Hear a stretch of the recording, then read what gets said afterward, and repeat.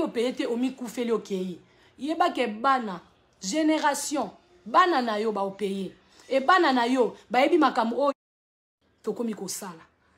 po anini po gagner ka mokili ozana ba voiture ba mona yo ba sala boye ndeko mo boya Miss Temis albe na ngana loba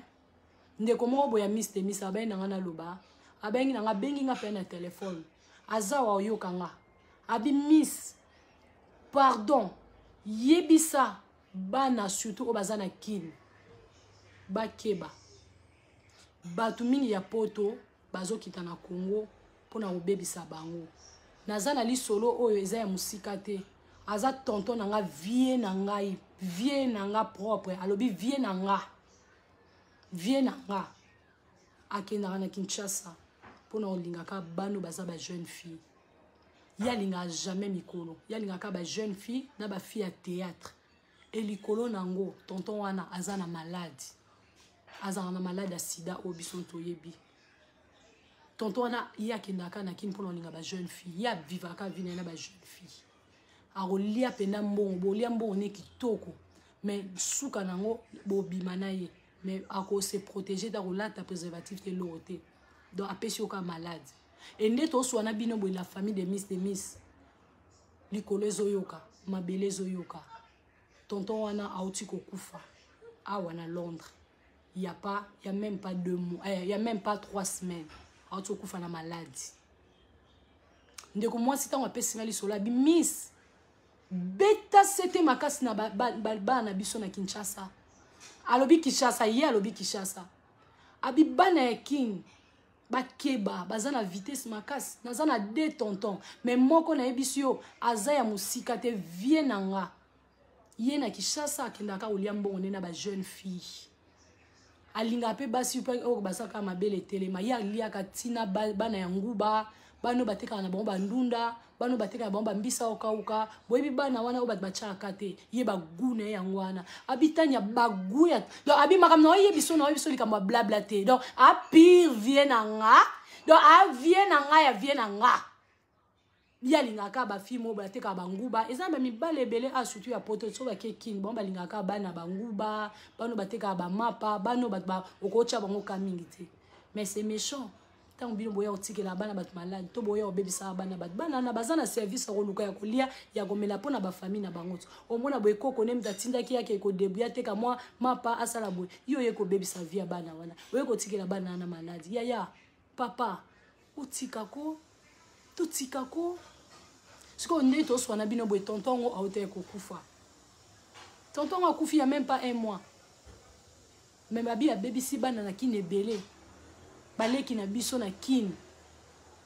po ya linga mikolo ta linga bana mike mais ce que boyo ka ndenge génération yo beba andeni mobali moko boza na poto yo ke na Kinshasa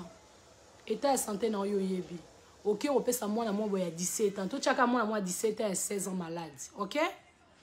tant opesi malade mwana na yebite ke azu malade bana Kinshasa ya sérieuse baza mukie ya kobeba baza ebele mwana na nzoka za na garçon na ye tamsu ya âge na ye tango aza na garçon na ye ya âge na ye Kevin Pinto azu apesi garçon wana ya âge na ye tango asisi kopesa garçon wana ya âge na ye garçon wana âge na ye aza na ndenge bango bakoma olinga bake mwa Dubai bake mwa Turquie aza na mwa pire sœur na ye moko boye sœur na ye moko boye mwa mère na ye moko boye azu apesi mère wana tamsu aza marié mère apesi papa na ndako to mère wana za marié te mona mère wana azana mobali ya âge na ye ya génération na ye azu apesi mobali wana azata msuna mwasi na ye bomo ndenge chaîne ekende singa matembele ale papa na mama oyo za déjà na engagement ya mwasi to ya mobali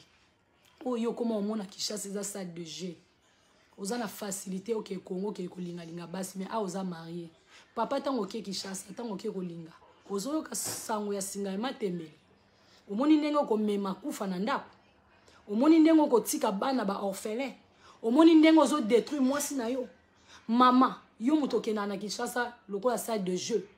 omoni soko ke Congo bana oyo yo tika ka babutu na yo ba chéri na wana oyo zaka na omoni ke chéri na wana zaka na mwasi na ye mwasi na za mwasi ya vie wana akufi na Congo akufi na Londres omoni eloko tomemaka na bavi na biso mokili malembe baya baleka bakenda biso mpe tokoleka tokokende